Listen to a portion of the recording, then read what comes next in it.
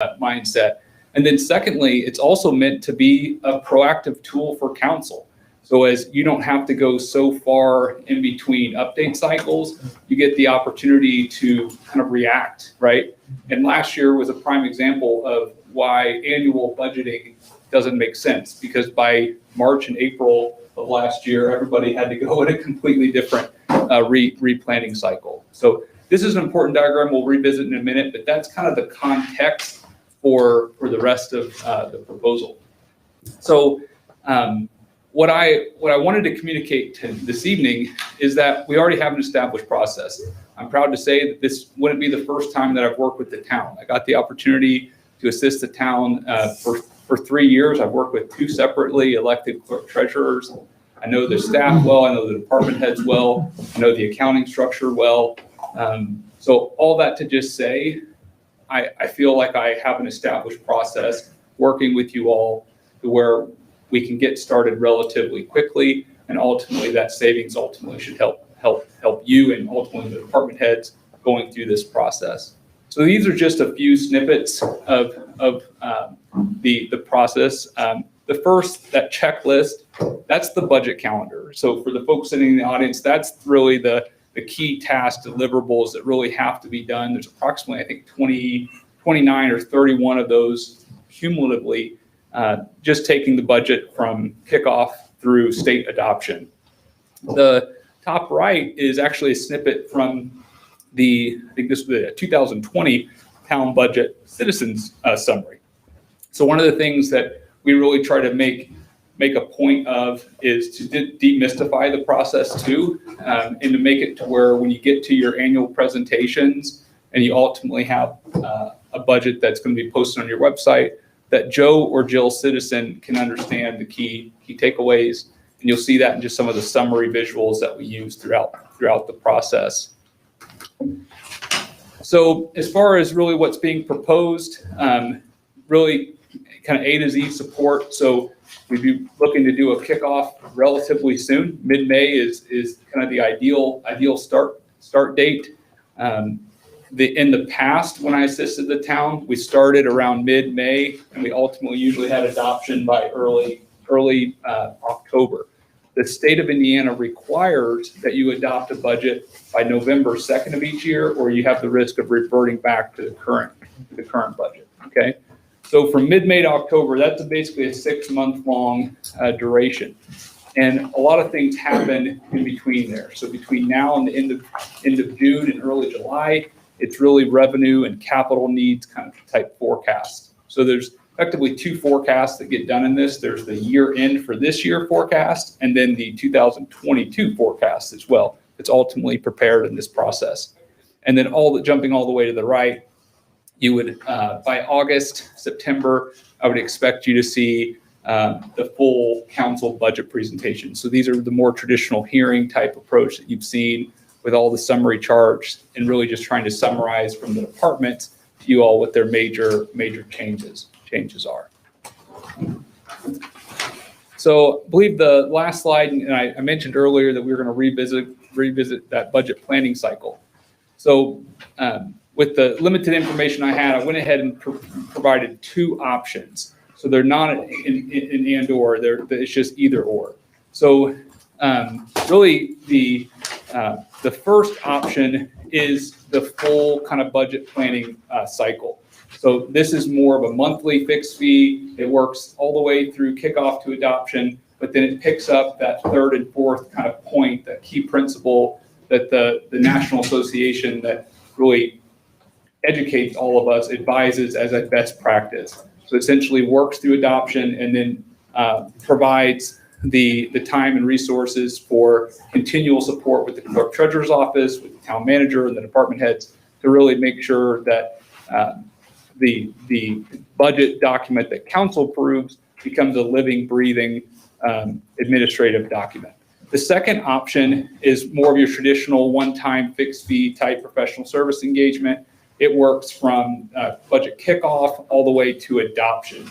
And it's approximately about a 6-month-long engagement. So it's either or. The one just includes the other, if you will. And I'm happy to answer any questions questions there. But again, I welcome and appreciate the opportunity to come before you this evening, and appreciate the consideration for our proposal to assist the town with the 2022 cycle, which would be the fourth year we would help you all with. Council, any questions?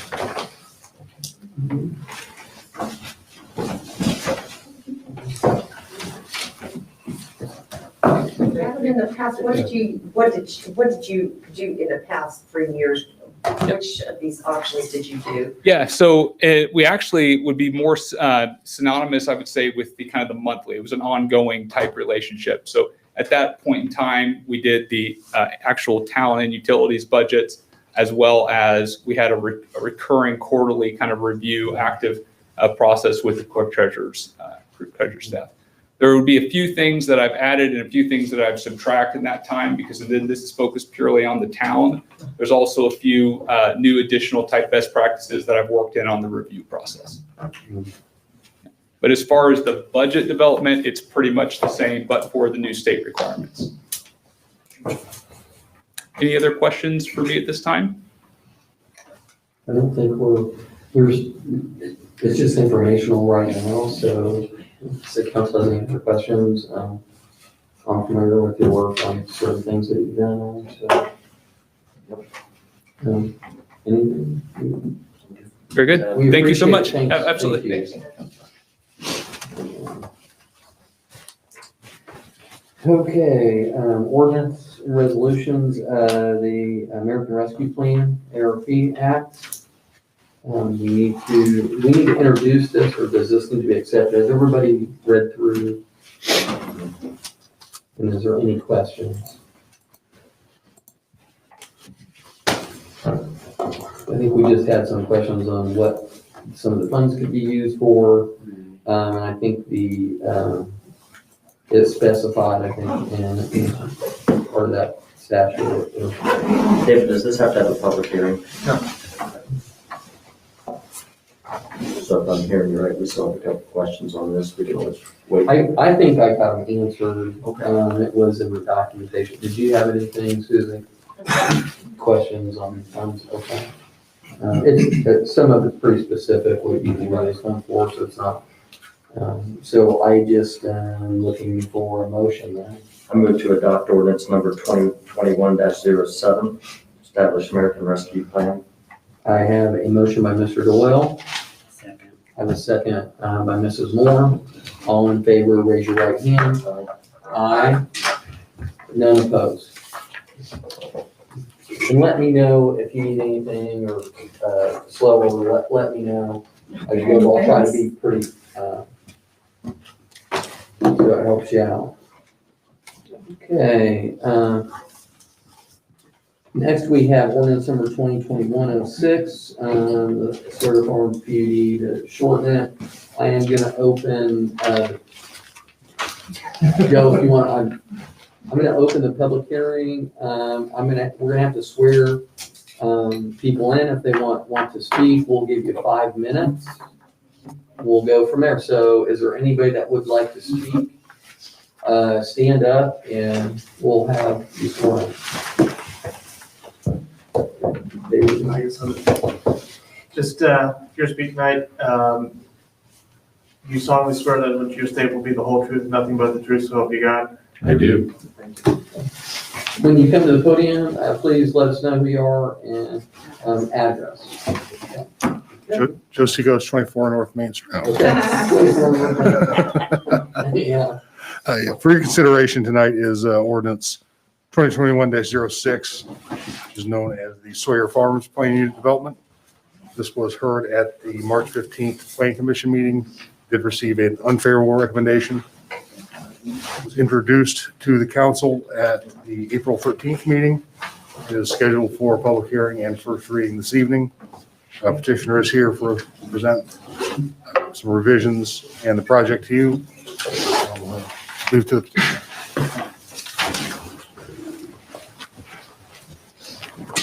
Okay, if any of the public would like to speak, go ahead and stand up, state your name and your address, and you got 5 minutes. Did you open the public? All right, I will be talking very quickly. I'm gonna open the public hearing, sorry. Sure you're okay. Yeah. We have the PowerPoint queued up. Yeah. Oh, there we go. Perfect. For the record, Eric Prime, Van Valer Law Firm, Greenwood, Indiana, on behalf of the petitioner, MI Homes of Indiana, Inc., and the Sawyer family. They own the ground that we are here about this evening for the PUD. If you look on the screen behind you, you can see your 2040 comprehensive plan, which you folks adopted last July. The yellow area is moderate density. And if you look down just to the south west of 144, you see an outline in red just above the old city, the old town center. That is the project, the red outline. As you can see, it sits smack dab in the middle of that moderate density residential area, which in your comprehensive plan is defined as that type of use should allow residential development up to 6 dwelling units per acre and should be in close proximity to water and sanitary sewer infrastructure. 2-family dwelling units or single-family attached units should also be considered in this district. Smaller lots may be accepted in this district, but should also include common open spaces. So the plan that we have, again, this is the project location. I wanted to show you that when Saddle Club South and Saddle Club were initiated, MI was asked to put in a lift station that would be sufficient capacity to handle the entire area that's outlined in the red dots. And as you can see, this project location fits in that area that was intended to be developed and that the town anticipated having additional residential development in. So we are square within the area that would be served by that lift station that was put in several years ago. This is your current zoning map. Again, we are the red area down in the bottom. Part of this ground is already zoned R3 and part is zoned ag. This was the original concept plan. Actually, Councilman Doyle, if you could pass those around, I would appreciate it. It'll be easier than me toggling back and forth. I have both the original plan and the revised plan being passed around to you now. This was the original plan that was presented to the Plan Commission.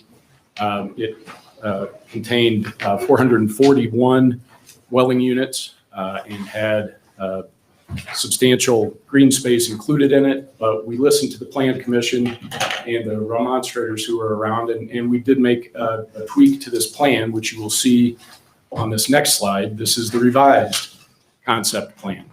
We moved a section of the villas, which are doubles, they're paired patio homes, up away from Eastview Drive. There was some concern from those folks that they preferred to have single-family homes behind them. And so now if you compare the two plans, you can see that was done, and that yellow area is single-family unattached homes, and the two blue areas are the remaining villa plans. And so those will be in their sections. We also moved several cul-de-sacs out and in fact reduced the overall plan by 21 units. We increased the area of green space, which I will show you in a minute. And also, if you note at the left area of the villas with the cul-de-sac pointing southwest, we reduced the size of that cul-de-sac and took out, I believe, 3 lots that would have actually touched Mr. Ray's property. And now there's a green buffer area there for between our development and his property. This is just a quick recap. The revised concept plan is for 20 units now. As I said, we reduced by 21 from the original 441. That also added up to the open space being increased by 3.21 acres for now a total of 40.64 acres of green space. That does not include the ponds. That's now almost a quarter of this land area has been turned over to usable green space. The original concept plan was at 22.6%. There was some concern mentioned by the Plan Commission about density. I wanted to show this, and I think it's important. The Sawyer Farms, which this project is going to be called, is at 2.48 units, dwelling units per acre. Below us, to the south of us, all of those developments, which are all built out except for the Westport development that's under construction is that one's at 3.1. The rest of the Old Town area is 3.0, and the development immediately to the east of the Westport development is 3.15. So you transition from that to ours, which is a little less than 2.5, and you get into Saddle Club South, and Morningside, all in the 2s. And so it's that transitional phase that actually your comprehensive plan anticipated and talks about, and we'll get to that in just a second. That's fine, unless you want. Okay, how much longer, since this is informational for, I can super speed it up. okay, here. go ahead, Yeah. since it's informational, so, okay. All right, I promise to go a little faster. Okay. So there is Parks Greenway connectivity through the development. We have internal trails and certainly sidewalk areas as well. But we also, as you can see on this next slide, the yellow dotted line. Should be next one. Does that show up on here? Thanks, your next slide. There we go. The yellow dotted line is the main connection for your Greenway trail that will come through this entire subdivision and exit out to the west. So really the question for this plan is, and the reason we wanted to do a PUD is, do you value public green space more than private green space? Private green space being people's lots, public green space being areas that are accessible to the public. And so what this plan does is it gives us, as I said, almost a quarter of this ground is given over to public green space and is accessible, compared a little bit to a golf course type community without all the golf holes. There's just a lot of green space that people can get to and use, and trails and an amenity center that connects it. So real quick, I'll show you, these are the villas. These would be the blue area on your map that I showed you. These are the smart homes, which would be the yellow areas. This is the prestige area, which is the pink or light red area to the west. And again, as I talk about transitions, we transition north to south in a little bit, going from higher density to this density to lower density. We also transition to the west with the prestige products that are currently being built in Saddle Club and Saddle Club South. Those are selling in those areas for about $450,000. There's a picture of Saddle Club from the air. And this just gives you very quickly an idea of what the assessed value that this development would bring to the area with the 420 units that we're talking about, a total of $135 million in AV. The last thing I wanted to say was just with regard to your comprehensive plan. As you know, that was just adopted last summer, and it discusses, and by the way, unanimously adopted by the council, but it encourages diverse housing types that allow for maintenance-free housing and age-in-place housing options, which it recognized there aren't any or not very many currently, and also encourages housing that offers differing price ranges and densities.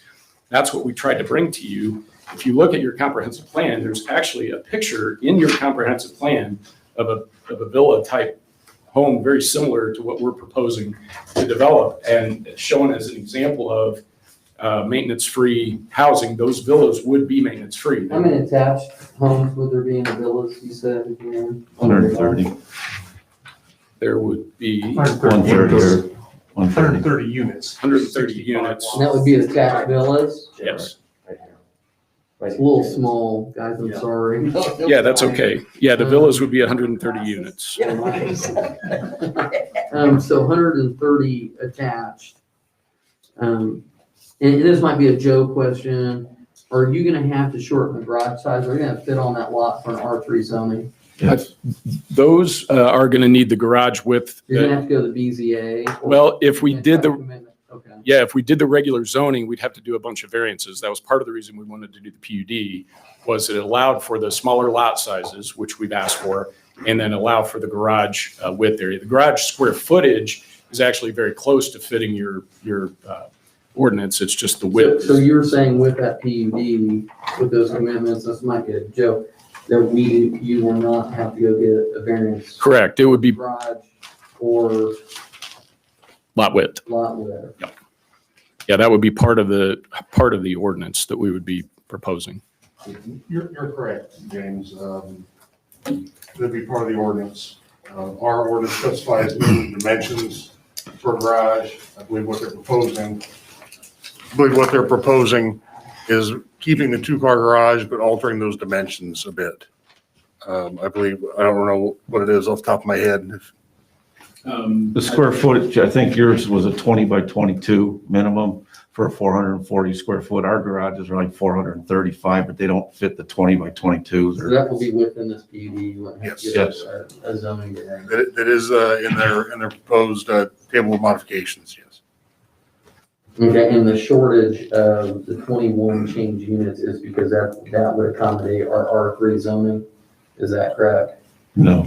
No, so we're, Yeah, planned development is a unique animal as its own zoning Right. classification. I believe, and the petitioner can respond to this, but I believe the reduction was in response to public comments and comments from the planning commission. is there any other questions? Right now? The only question I had was, I'm assuming in the PUD, all building materials are going to be utilized as as our new ordinance says. It's not anything different. That's what they've proposed, yes. Perfect. Thank you. Okay, if that's all, I'll go ahead and see if we have any other public that would like to, if there's any other questions, Susan? If you want to go ahead, come on up and state your name and your address.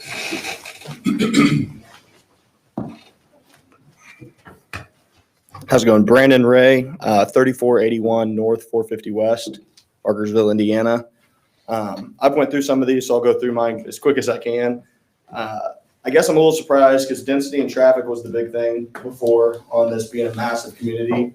So I guess with a new plan, I expected it to be a little more than 20 units, 440 to 420. That kind of surprised me. I don't see where the difference comes in from all the arguments that were before that, hey, you had 440 units and now you got 420 and everything's going to be okay. So for me, I still think that the concern last time is the concern of traffic. 450 West isn't a big road at all. We've also got Lennar properties that's coming in. It looks like they just reduced theirs down to 20. So they went 50% down from 40 to 20. I could be wrong on those numbers. So those will be a little less on that side, but you've got another project across the road on a small road, 450 West. 144, I think anybody that lives in Bargersville or Greenwood knows that 37 is crazy right now with 69 coming in. 144 is going to be a massive intersection. You can drive through it now and see how crazy it's going to be. So on top of having, let's say, 420 units with 2 cars apiece, you're going to have 800 plus new cars on the road. Plus you're going to have 69 coming through with all the traffic there as well. So massive concern on traffic. On their revised plan, I still have the concern, since I did from day one, they've got the acceleration lane going through my driveway. So again, the concern is my kids will all be standing to get on the bus when people are accelerating to get onto the road. That's a big concern for me, and I think it would be for anybody that has a family.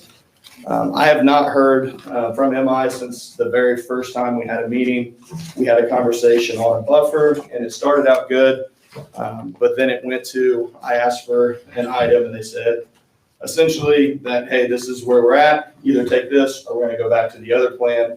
And they came back with the other plan because we just kind of felt I got pushed in a corner, and I didn't accept the plan that they had brought my way. So lastly, I have is just the devaluation of my home. I'm not afraid of having neighbors. I've got kids, so it's actually a good thing for me. The previous plan had 19 homes touching my property. It was touching all 4 sides. I know the new plan that they have, the really only change to me is it's got the condos that move back a little bit in the back left corner. Everything else essentially the same. So for me, it's a very big investment that I put out to live in Bargersville, to build my home. Again, I'm not looking to say I'm never going to have neighbors. I know I'm going to have neighbors, but this is a massive, massive development. So for me, those are my concerns. Thank you, Ms. Rose. Appreciate it. Anyone else? To the public? Anyone? Okay. I'm going to close the public hearing. And, do we have any questions for Joe or? Joe, do you want to come up a second? I do have trouble. Joe? So ironically, I was on plan commission when this first came about. And I remember the plans, the original plans, and then stating that, let's look at, revising this a little bit. Mhm. And for, it's been 5 months since I've been on plan commission, and I completely forgot about it until this hit me. So if I remember right, I heard it was received as unfavorable from the Correct. plan commission. Was staff also unfavorable to it? Staff was recommending a favorable recommendation. Okay. So staff recommended favorable, plan commission, Yeah, I believe that original staff report was in the packet also. okay. Was staff recommending favorable with the original at 441? Yes. Okay. Yeah, based on the review criteria as laid out in the zoning ordinance, we felt it did meet those minimum review criteria. Okay, thank you. Except lot size. Yeah. Except lot size. The plan development ordinance, chapter 9 of the zoning ordinance sets out, I believe it's 9, section 9.7, spells out some fairly specific items to review when reviewing a plan unit development. Those are outlined, I think, in the staff report also, but we felt that this project did hit those points. And if this was a PUD, would the density meet R3? Possibly. Density. Density, density R3 can get fairly dense without commitments. Doubles our With permitted lot use. size, Because our is what I'm compromise has it asking. at 6, allowable at 6, and this is a 2.48. Okay, that was my question, so. Yeah, and I think the lot size, I think, is primarily, and correct me if I'm wrong, it's primarily on the villa units. Is that correct? No, It's actually in the smart. So it's smart. It's 60. Okay, I'm sorry. The villas are actually 90, two units per the 90. Is that the ones that would be, does that meet the R3? They don't. No, no. Villas The ones that don't would meet be, the R3. Those two. Yeah, kind of the overall thought behind the plan development process and behind some of this is it permits the developer flexibility while getting the town items that are desirable in a community that may not be necessarily viable in a straight zoning. We couldn't necessarily ask or require 40 acres or any public open space in a straight zoning, which I'm sure you've all heard of takings and things like that. The plan unit development affords that flexibility for the town to request and require these things while providing flexibility to the developer for some things that may not fit in the ordinance straight up. And the R3 is 70 feet, correct? I believe so. And what's the Quote me on that. 60s 60? Okay. in the smart units. So that yellow that was on the, Just the yellow, sir. I believe the doubles as well as the prestige area, the pink that they've shown would meet.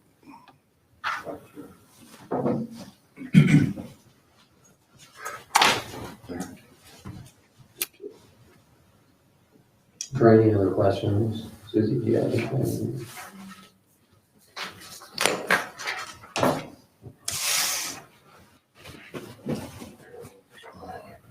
I have questions about buffering, about some of the buffering. You guys willing to commit to some buffering?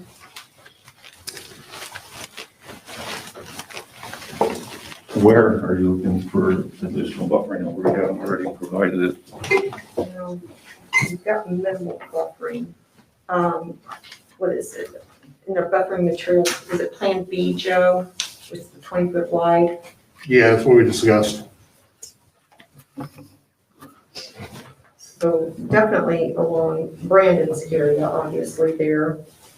And I would say almost anywhere where you already have homes into that area. Oh. over on the east side? We had buffering in there originally, and Plan Commission said they didn't want a strip of just common area. They wanted meaningful common area. So we took that and we put it into the 40 acres of green space. Those lots are extra deep, so we could put a landscape easement over the top if you wanted to do that. But we were told originally to take that out of there. As far as what, along Mr. Ray's property, I can go back and offer him what we offered him before, was a landscape strip along the back of those. He turned that down last time. I'm willing to put that back on the table tonight. I think that's a fair compromise. I don't remember that being discussed. It was.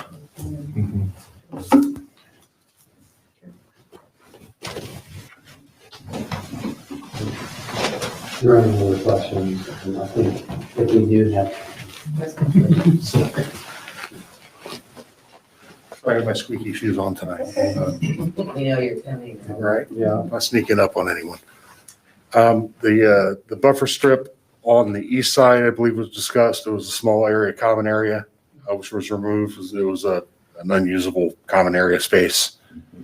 I believe a landscape easement to accommodate that buffer would be a much better solution than a kind of an unusable common area. I don't believe the green space along Mr. Ray's property was discussed at Plan Commission. Yeah. It was probably discussed in their external meetings. Well, if anything's done, I mean, if whichever route it goes, he would have to be committed in this, correct? Yes, yes, we Yeah, will. we will wanna would not capture let that. happen. So with this work, so if there's gonna be a landscaping there, we'll have to have the comment on this. And the council does have options when they eventually vote to approve the ordinance as presented, deny that ordinance, deny the request, or approve with modifications. So you do have the authority to make some modifications.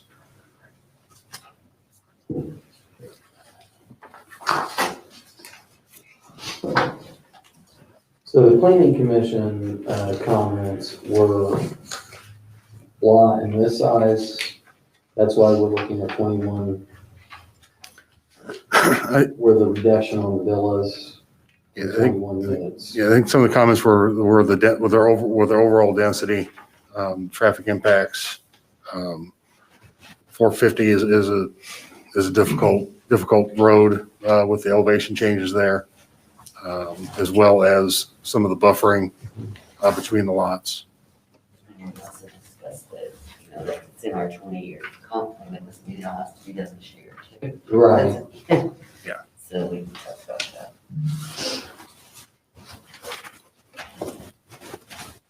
So our options here are either take it under advisement, deny it, or even move it back in the planning commission. Yeah, it's for your consideration this evening. This is first reading. We Okay. can consider it with landscaping strips on the smart sides and on the inside as well. If Modification of the ordinance. if that's the council's desire, yes. You can consider it tonight. You can move that for a third reading or second reading, I'm sorry, to the next meeting, which is your day meeting. This, I don't know if the first meeting in June is within the 90 days or not. The council does have 90 days to act after certification from the Plan Commission. Or the state code specifies that the Plan Commission certification takes effect. Gotcha. And what's the time, what's the date on June? We have till June. It was in June. I don't recall the exact date. So it would just be unfavorable at that point. Right. We'll take it. It's the Indiana state code version of the pocket veto.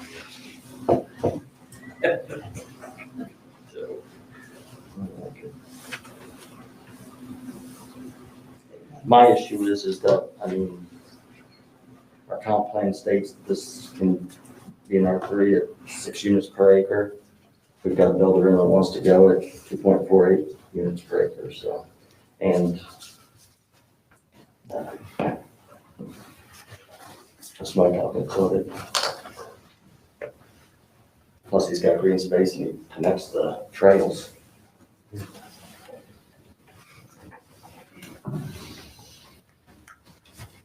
So that's just. I'll make a motion to consider ordinance number 2021-06 for the PUD for the Sawyer Farms, modifying it to a landscape strip on the west side of Prestige, buffering, that's, It's the north side. north side, thank you. I was trying to put it over 124. There we go, thank you. And is that Mr. Day's Right. Right. Ray, I'm sorry, Ray, that's his consideration.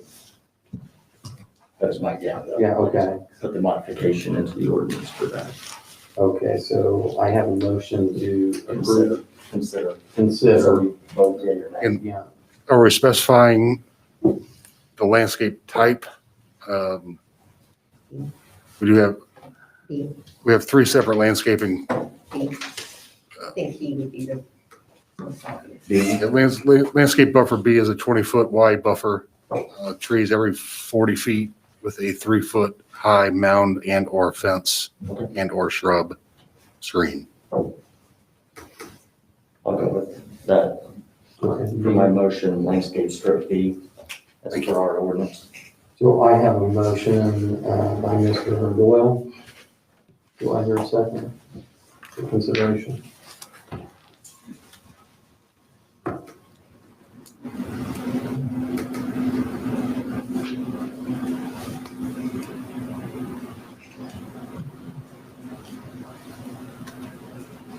No second?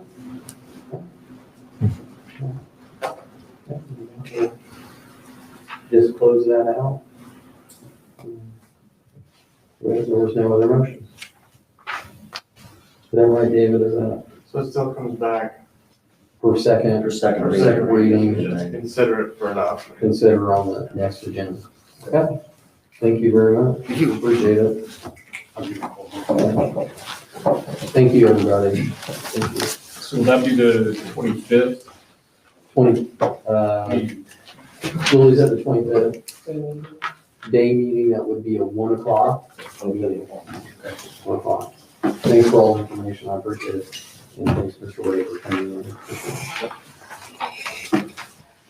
Okay, under clerk treasurer, we have minutes for approval or changes for April 13th, 2021. Has everybody reviewed? Do I have any motions? Make a motion to accept the minutes for April 13th, 2021. I have a motion by Mrs. Moore. I have a second by Mr. Doyle. All in favor, raise your right hand. Aye. Motion carries, none opposed. I'm just going slow for the first time, so let me know if I'm just gonna be Jeff.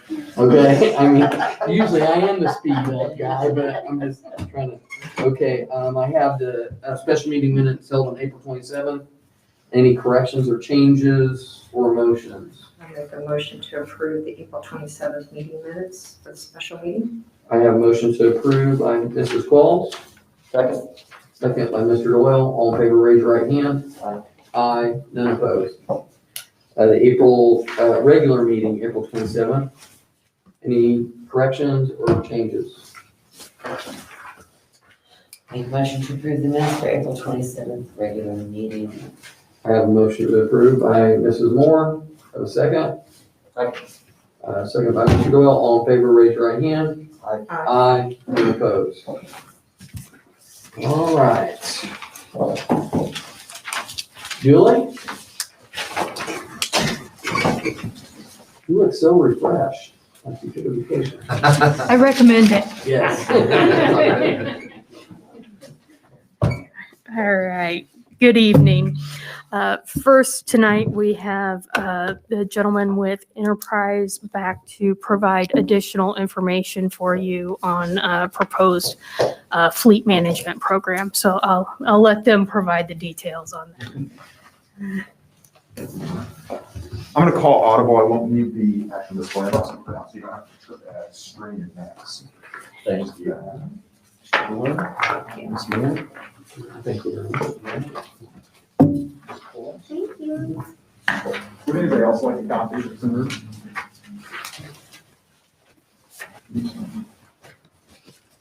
Oh, there were some hands over there. My apologies, lady.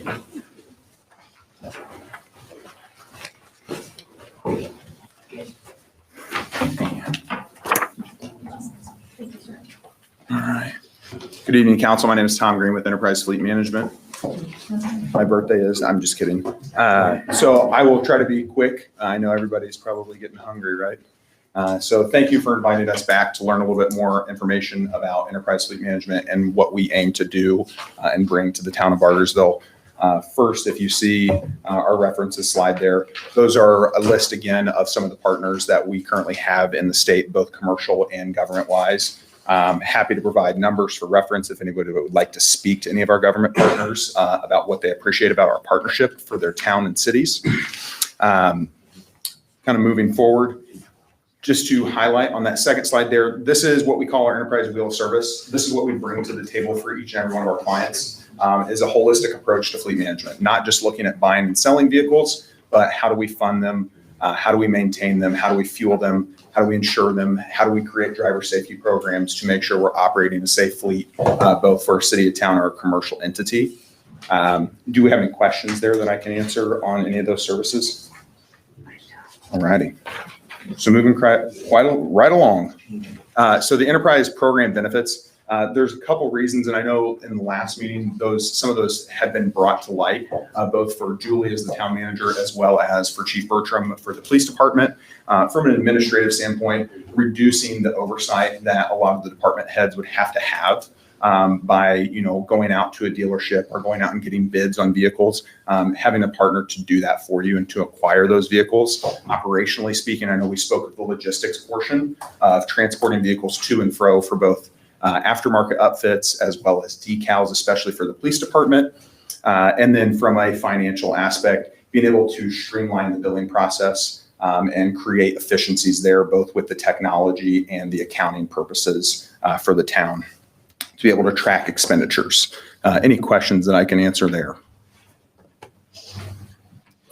All right. I talk very fast. Some people ask if I'm from New York sometimes. Nope, from Indiana. Born and bred. On this next slide here, so this is what we call the effective vehicle life cycle. This is at the heart of what we do for our clientele, is finding the right time and place to buy and sell vehicles. I always call this the 100-mile-an-hour moving target. We just have the tools and are best equipped to help clients hit that target more often than not. In terms of how we aim to do this, we leverage the 2 million vehicles that we manage as part of our rental car portion, as well as the fleet management portion throughout the country, and our partnerships with both dealers, manufacturers, and service centers to help us find that optimal time and place. So any questions that I can answer on how we kind of hit that target for our clientele? Perfect. I mean, is there a set, okay, let's say Oh, yeah. just on the Tesla, Mr. Bertram's just reeling his ears are up right now. So when you acquire a new Tesla, I mean, is it the same cost as if we called to get that, or do you guys have a buying power? So it would be essentially the same cost, right? And it's because as a government entity with your tax exemption as well as your incentive buys up front through pretty much the gambit of manufacturers. I know Tesla is a lot less just because they're very new to the car market. But you have such a good buying power that actually you have better buying power than we do in that situation. So that's passed through directly to the client. So this is 5 vehicles, is that what this is based on monthly for all 5 units? Is that Yeah, and that's, okay. so, and that would be the initial first year of the partnership, because I know If I got really off into the weeds, we'd talk all 10 years, right, of the whole total plan. But I think what is at the heart of the question is, what does it look like in year one to create a partnership for the police department? So if you'd like, I'm more than happy to skip to the slide that I put those numbers on there for. Would you like me to do that, Mr. Rummel? Is that the 5? Yes. Yeah, the fiscal year 21 We do cash. have it, I have it on our thing, so you. Okay. But on this next slide with the half-ton pickup truck, this is just an example of something that we've been able to achieve for a lot of government entities. Typically, on a retail buy, I can go out to a dealership and buy a half-ton pickup truck for about $35,000.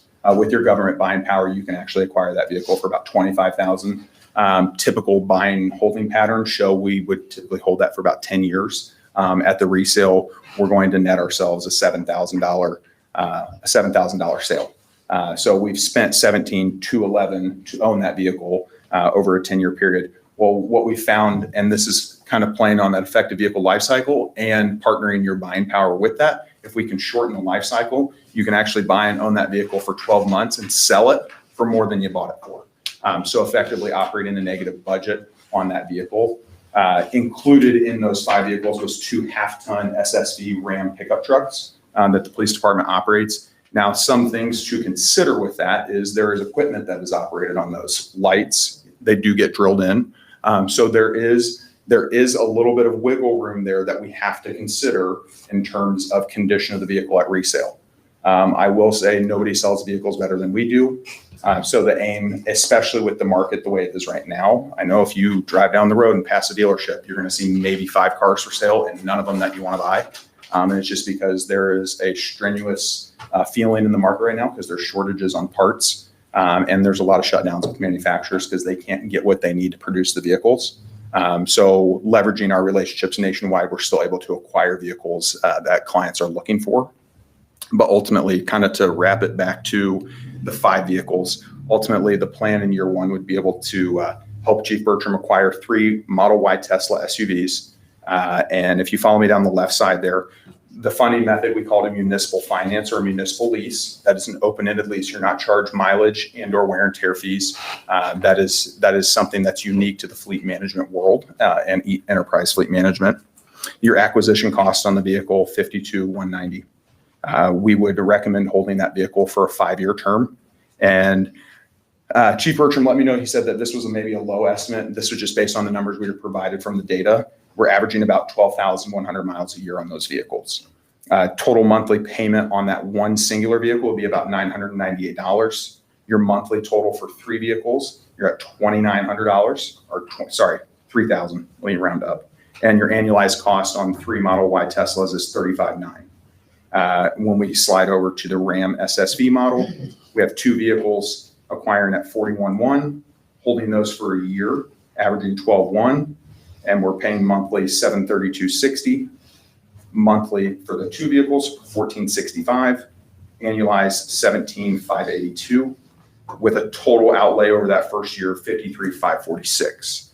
The startup, and I know this was based on a conversation I had with Chief Bertram, is that there's a separate budget for the upfit and decal portions that gets approved.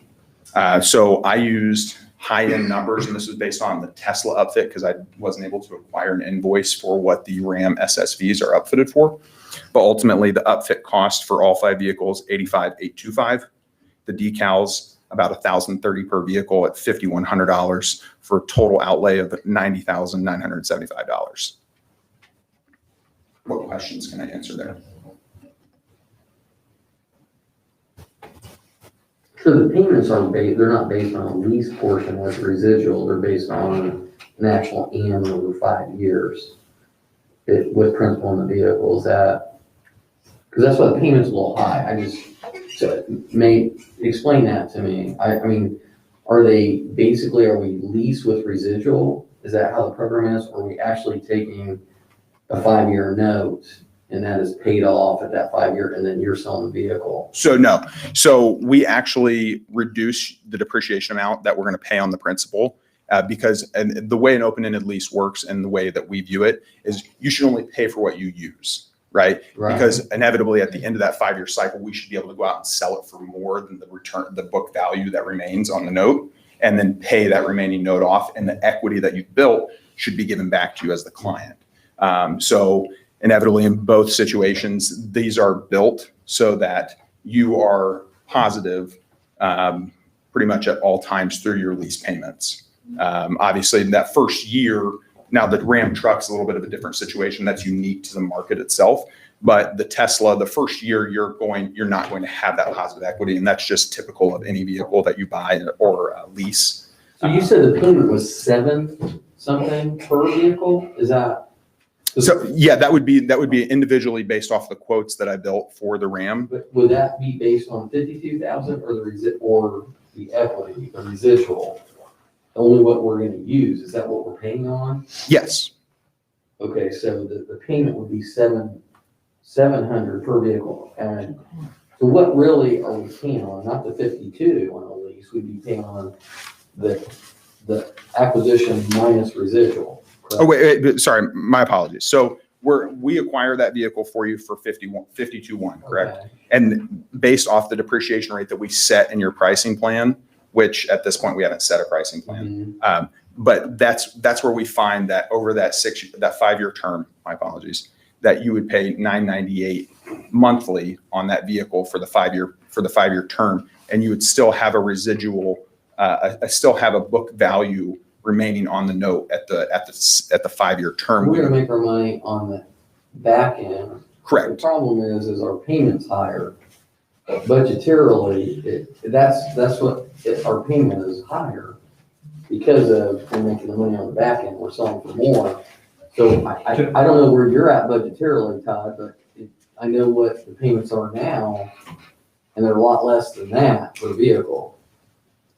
We financed them for 3 years, and just some quick math, that $52,000 or the $51,000 Model Y, which you all haven't even seen yet, but it's about $1,500 to $1,800 a month for one. Okay, I don't think I've seen that. No, you have not No, seen I that. don't think I've seen that. It's the Okay. you have not. SUV, isn't it? It's the SUV? It is an Yes. SUV. It's the replacement for the Durangos, but like I said, you guys haven't even seen that introduction yet. So it's a more expensive vehicle. And I'll just add, for emergency response vehicles, we will depreciate them a little bit more, probably a lot more aggressively than we Because would like a light vehicle. the lights. Because of how they're used, Okay. because of the upfit, because of how the wear and tear that are put on those vehicles. We take a conservative approach, so you do have equity at the end of term.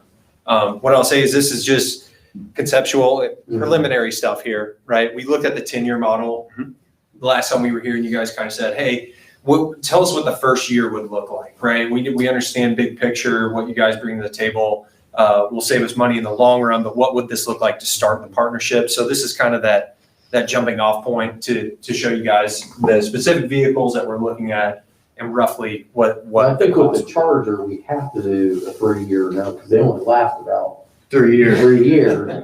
Tesla might be a little bit different. Tesla's definitely different, So- and the fact that they hold their value right now, they're holding their value Right. 74% after they're 3 years old. So explain something to me. I might be completely wet behind the ears on this one, but I'm thinking about it in my world. If I buy a car, I can sell a car. If I lease a car, I can't. So how are we selling a car if we're leasing it? So we're doing that on your behalf. So you still have full rights of ownership, right? Contractually, this is a lease that allows us to pay it down to a residual. That's how we're able to control, from a cash flow standpoint, instead of a $1,300 a month payment, we're able to keep it a $1,000 a month payment because we know we're going to be able to go sell it for so much on the back end. So we're executing that on your behalf. Okay. We have lesser of the payment and better residual probably on the Tesla. And less headaches. Right. And that's, Yeah. I'm just trying to wrap my mind around how this is working, and it's, I mean, We've been forced to do 3-year notes because of the cars we have don't last. So. And on the Teslas, we had decided, Nancy and I had decided to do 4. So the last 2, we did 4 years. But because we're they're gonna do it last. based on a 5-year lease residual. That will save us the money.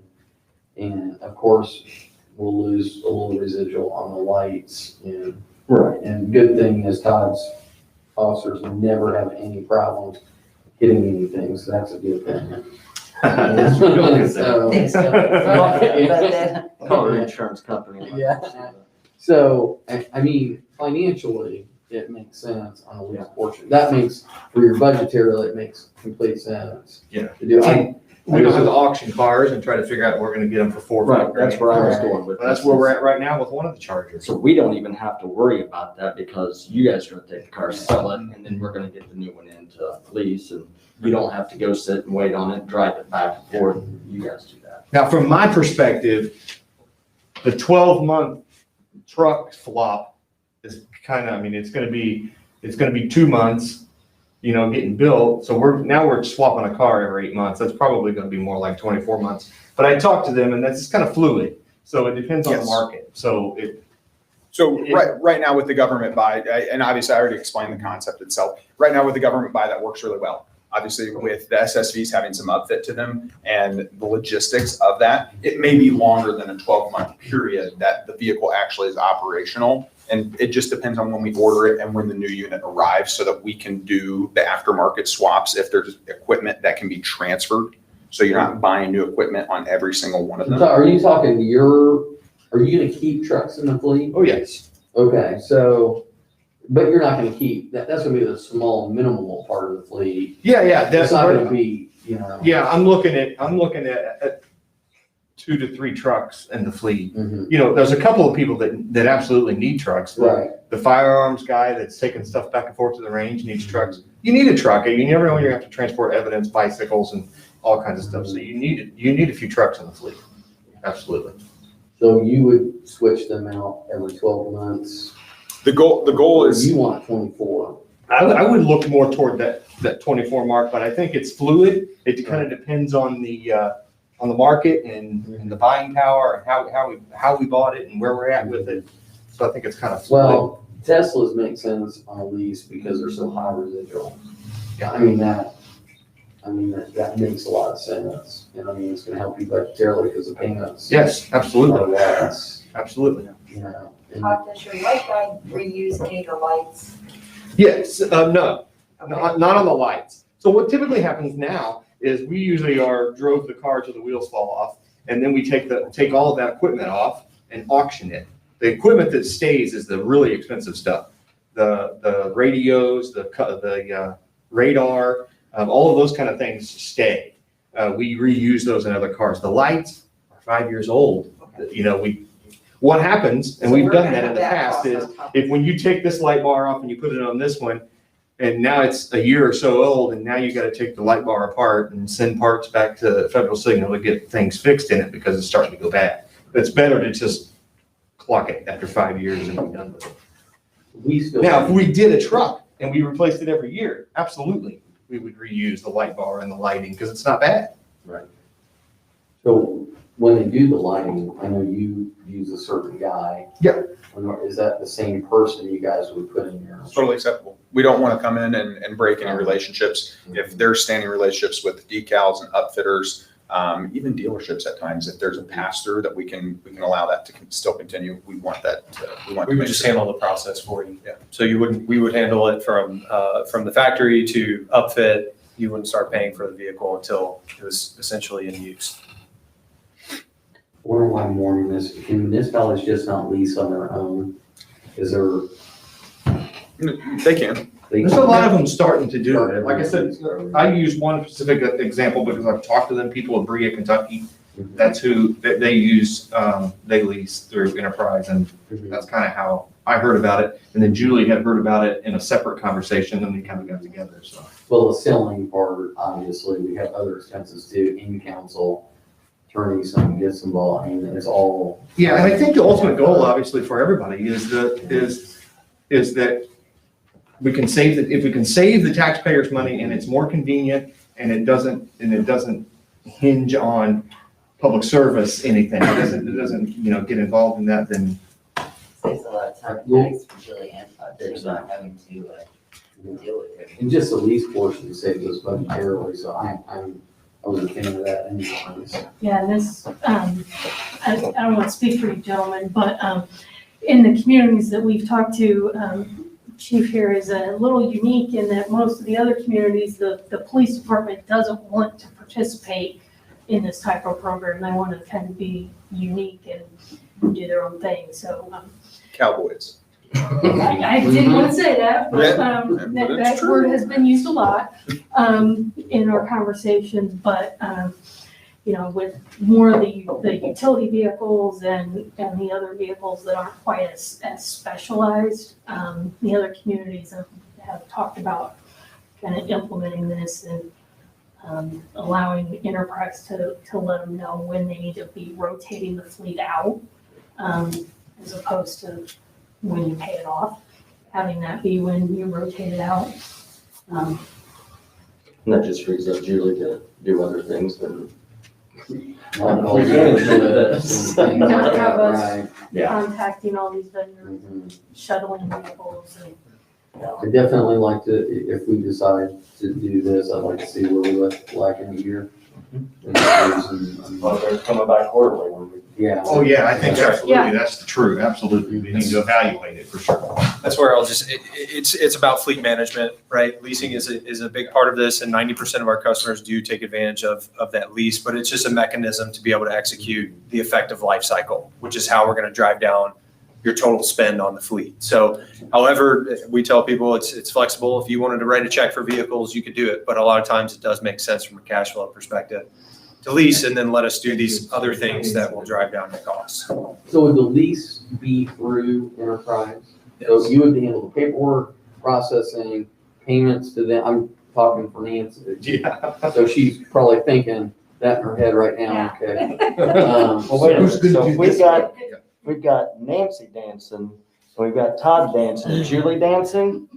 It's a What's the problem? If I can see Ruth Ann dance, I'm good. David hasn't renewed the contract. Well, yeah, Yeah. David, start dancing, come on. Susie, did you have anything you'd like to add? And Ruth Ann? I, Julie, you'll have accessibility to this app then, is that? Yeah, we would have accessibility to that. Which would be great, because right now, that's a hole that we kind of have with the Tesla. She can have accessibility to all of them, except for the Teslas. They haven't kind of figured that out yet. I'm sure Enterprise has got that figured out. There's other agencies that are using it. Budgetarily, we could really kind of look at this and kind of hone it in. Yeah, budget, you know, you guys asked for some more info and specifically to look at what would year one look like. You know, as I mentioned last time, when they looked at the whole fleet for us, they said 19 vehicles for year one. I caught my breath. So we would need to look budgetarily and make sure that it fits for us, and get the actual agreements and documents. We'd still do our own GPS and things like that, right? Or is that part of the It's optional. option? So you even have an option to do They have it. GPS and the track management? Yep. All Tracking. encompassing fleet, anything to do with the fleet, we're gonna be able to provide. And It's a la carte, like. Well, that's something to look at. I don't know what you do, as long as they have access to it, is the biggest thing. Yeah, those are some of the conversations that we've been having, and what he just mentioned is the current GPS system, we don't have access to PD specifically. We have all the other vehicles in the system, but that's our gap right now. And so if we're all using the same system, That only makes sense. simplify. If they, I mean, she's in charge of the fleet, so she might as well have access to all. You don't set your alerts though, because the speeds are gonna be off. I don't need those. Yeah. So as electric vehicles are gonna become more popular, even for trucks and things, will we be adding those to your fleet, and then we would have the option of those? Because I'm only assuming gas prices are gonna go up, so.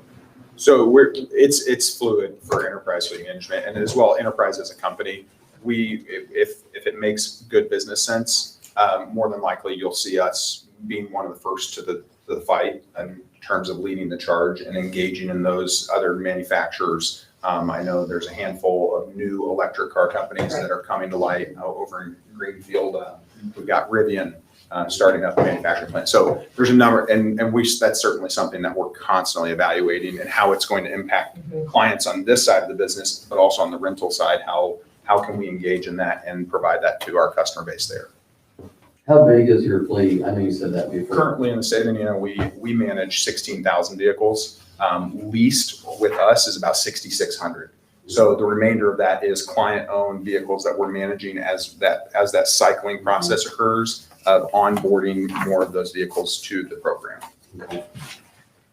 And page 2, where you see references, those are all of our current counties, cities, towns, and special districts. And then we have about another 120 commercial clients that we work with across the state.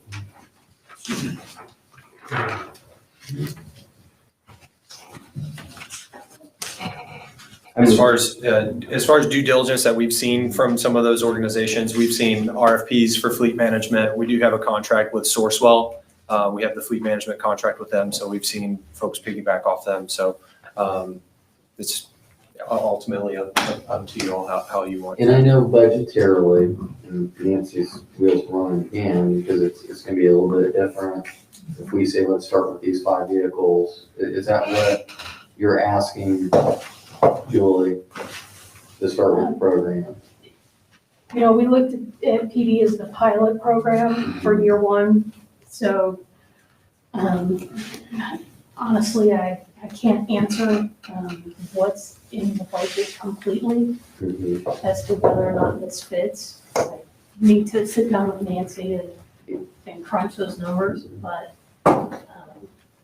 if y'all want to start with PD and see how that works, we can tell you if this option fits in the budget. I think and the rest of the council chime in to move forward with it, get with Nancy, that's gonna be important because it's changing budgetarily.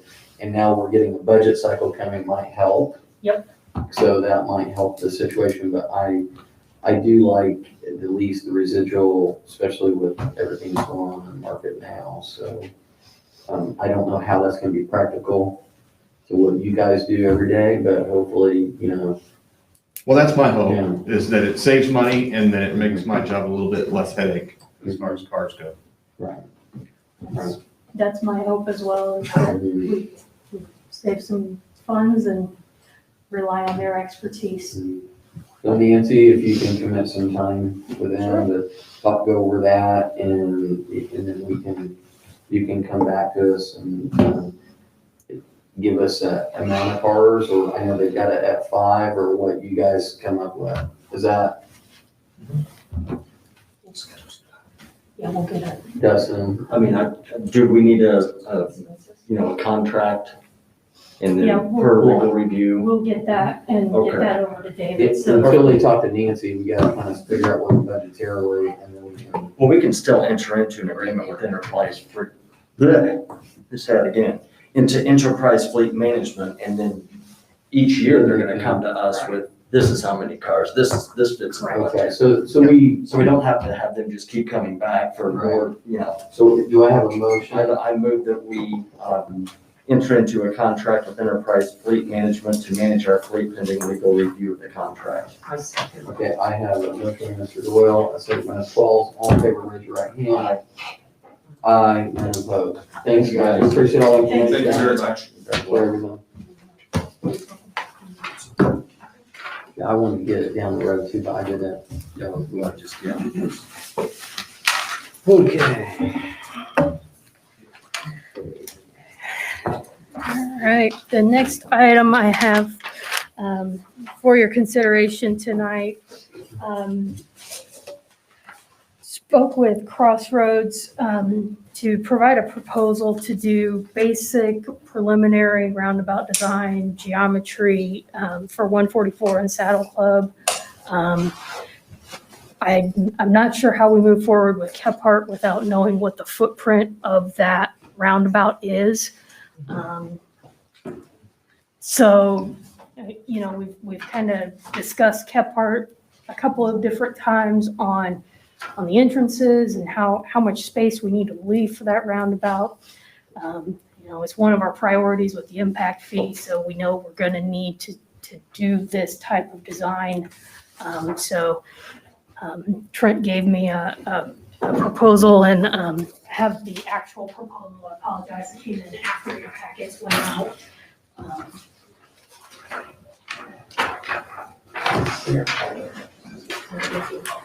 Thank you.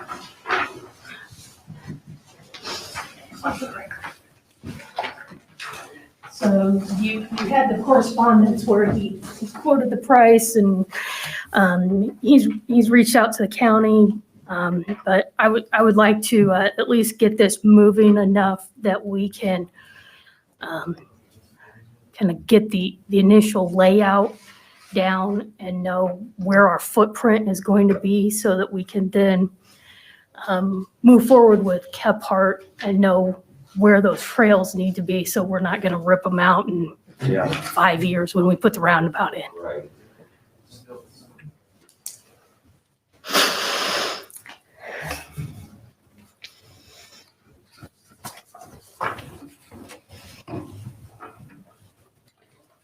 So Julie, with the county, if we did this as for our information only, and then the county would necessarily do their own, explain to me on the roundabout. I mean, we could say that, we're going to work together on this. We've adopted a joint impact fee, so. I just want to get it moving along. Yeah. I don't want to keep, so we need to. So, I don't know that we wouldn't, unless you would have an objection, share the basic design once we have it with the county. Right, wouldn't have a and problem with we, that. and Yeah, possibly go to definitely. our credit that we Right. Yeah. already had this I done. mean, Yeah, so I don't think they would argue with us on that, I but think we So, need to get. one of us is going to pay this fee Mhm, at some point right. in this near future, so. Julie, is Shrewsbury still gonna charge us if we decide that west entrance needs to be moved? Are they still going to? So Shrewsbury has already done about 90% design on that park for the two entrances, as they've already done that. So if we move that entrance, if we go to one entrance, we would still have some type of change order Okay, for Shrewsbury to redesign whatever that entrance is going to be. I had Zach provided me a quote, and it was higher than this one. I don't, yeah, it's like 11,000, isn't it, right? well, that was the change order for the entrances and the 144 work, but he did provide me with basically a speed study and preliminary roundabout that was in the 12 to 15 range. Okay.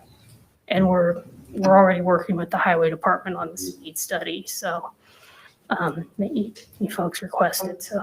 Mhm. I'm gonna make a motion to go ahead and approve Crossroads Engineering. Who do I need, don't need an RFQ or? Not for professional services. Okay, yeah, I'll go ahead and make a motion for Crossroads Engineering for $8,000 to do the roundabout preliminary design function for Saddle Club at 144. Motion by Ms. Falls, A second. a second by Ms. Moore. All in favor, raise your right hand. Aye. Aye, then opposed. Thank you. That's all I have on the agenda unless you have questions tonight. Thank you. Thanks, Julie. All right.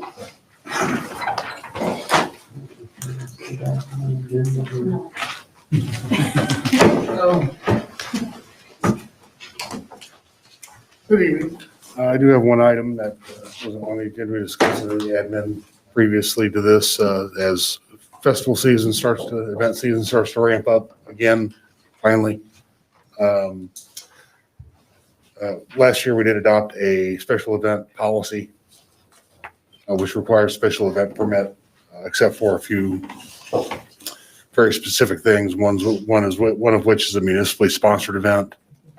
I believe we discussed the farmer's market being such an event, municipally sponsored would exempt them from the permitting process. So I bring for your consideration officially sponsoring the farmers market as a special event. I move that the town of Barkersville officially sponsor the farmer's market for the remainder of this year. No motion, Mr. Doyle. A second. I was saying by Ms. Moore, all in favor, raise your right hand. I Aye, none opposed. also move to let them be here as much as possible. We go into September and October. Absolutely. Yeah. Well, as long as it's taking spring to get here. Exactly. Hopefully. I know.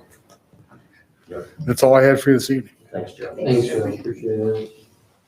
And Tom doesn't have anything, so.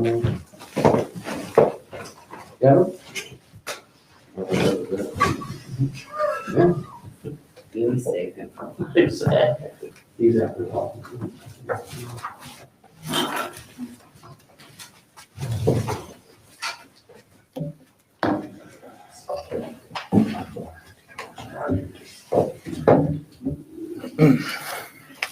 Good evening. Officially 3 items tonight. The first item is water meters for water distribution. If you recall in the last meeting, we discussed if there's any opportunities to save on the meter cost if we were to extend to a 12-month period. And there is. We do have to up the amount of meters that we're going to purchase. And actually, I have an updated document for you tonight. We can save $5 per meter.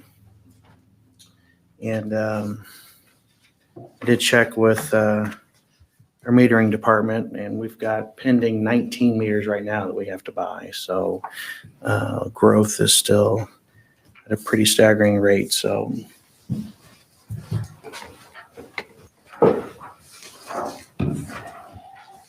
we accidentally uploaded the same code twice. So this is a larger.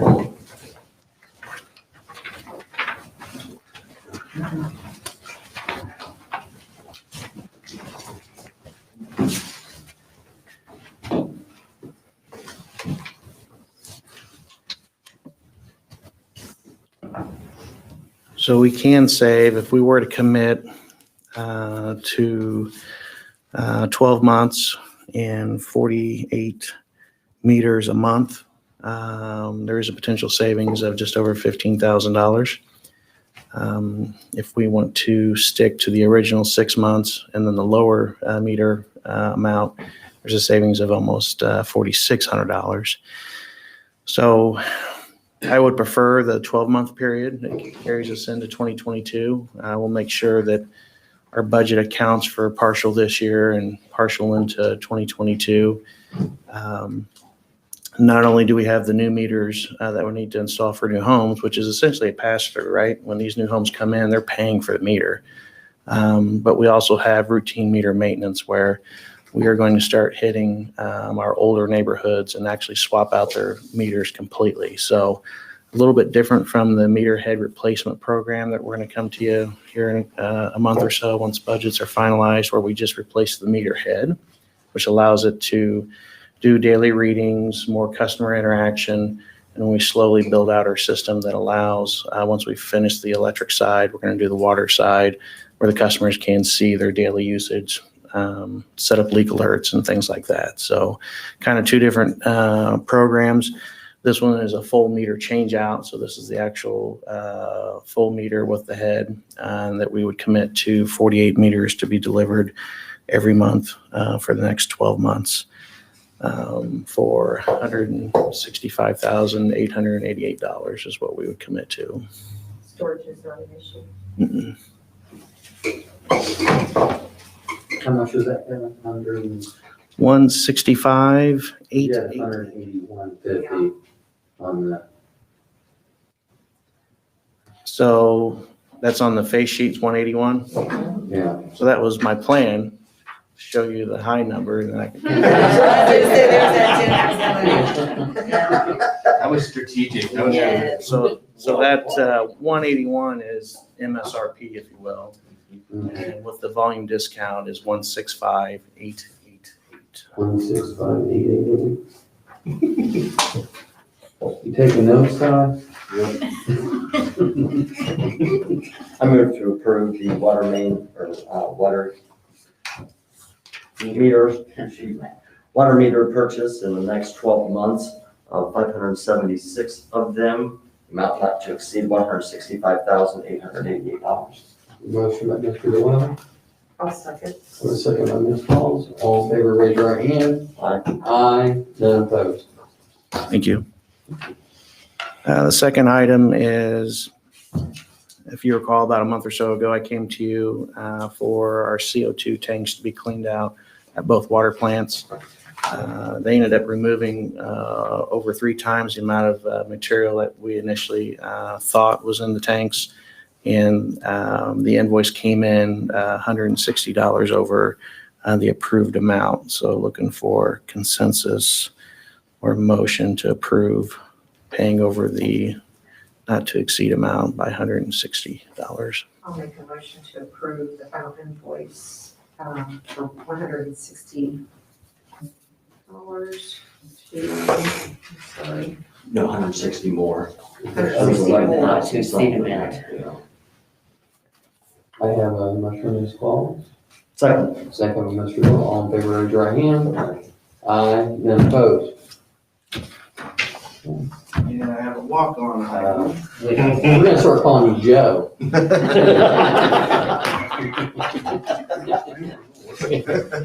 Joe gets 1. 12 months.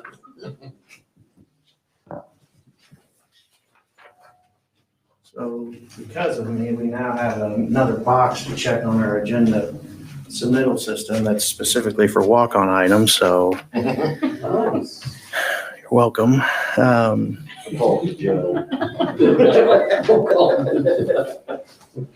Joe box. So out of the wastewater plant, our mower is in disrepair and it is not functional right now. The guys did go to a local dealer to see what a new mower would cost. And we're still researching options, but we do need to move fairly fast to jump back on the grass. So I would like to ask maybe tonight a not to exceed dollar amount to purchase a new mower. We will check on trade-in value of the mower that's currently not operational, and then check another a dealership. But it looks like we could probably get one for around $11,500. We'll do a little more homework tomorrow, but we'd like to pull the trigger fairly fast on this to get back on mowing the grass. David, is it legal to make a motion to approve a purchase pending another bid so that he has two? I mean, we're not going to be back for another 2 weeks and the grass is going to grow. Yeah, I mean, this isn't one that would even require a bid. Since it's under I think council wants at least 2 bids to Right. make sure we're at least doing our due diligence. Quote. Council wants quotes. Quotes. Bid is Right, all yes. legal. Thank you. That's fine, because you're contingent on it. If it comes back higher, it's gonna come back to Right. you anyways. Yeah, because if we've already got one price here, and if another place says 13, he knows it's not going. Is everybody okay? Yeah. I understand where I'm saying. Yeah. 12 then? Hmm. 12,000? 11.5 is what he's got on the damn mower. We can get the mower for 11.5 for them. So I'll make a motion to approve the purchase of a new mower for the water plant in the amount not to exceed $500 with the stipulation that there are 2 quotes that we have for purchasing. I have a motion by Mr. Llewellyn. Have a second? I'll second Have a second by Ms. Moore. All in favor, raise your right hand. Aye. Aye, none opposed. Thank you. Any questions for me? No. Yeah. All right. That's all I have. All right. Tell those guys with the tanks that we'll give them 155, that's it.